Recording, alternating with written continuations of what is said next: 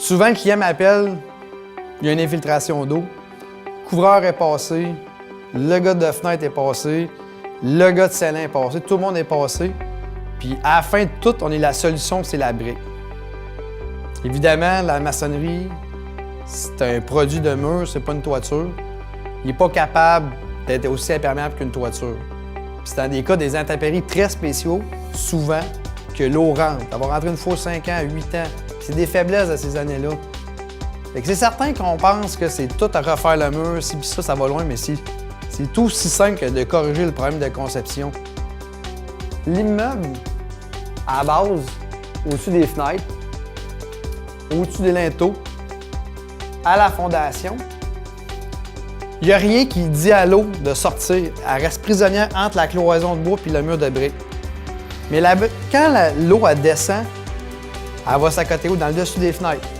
Elle reste prisonnière des fenêtres. Mais c'est plus facile pour l'eau de sortir par en dedans que par dehors, parce que l'extérieur est plus scellé que l'intérieur. Fait que là, il y a des petits signes. Là. La moulure du haut est mouillée, puis ça mouille là. C'est aussi simple. C'est installer une membrane au-dessus de la fenêtre. Fait que quand l'eau s'infile dans des intempéries spéciales, la seule chose qu'elle a à faire, c'est de se réenvoyer dans le mur. Puis ces immeubles-là, ils respirent. Fait qu'ils vont sécher. Elle ne va pas s'infiltrer. Elle va rester dans le mur, puis elle va juste sécher. Puis là, quand le monde a des problèmes d'eau au sous-sol, au lieu de refaire des drains, de refaire des imperméabilisations, souvent, l'eau provient du mur. C'est que le mur, l'eau respire, encore une fois, entre le mur et la brique. Quand elle arrive en bas, c'est plus facile pour l'eau de rentrer par la solive de plancher dans le sous-sol que sortir par le mur de maçonnerie. Encore là, on retrouve une solution économique, on n'a pas besoin de tout défaire, faire des drains, tout ça.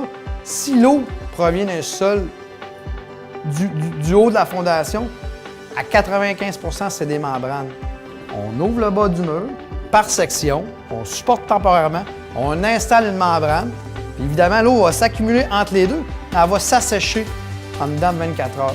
C'est comme ça que ça fonctionne, la conception de ces années-là.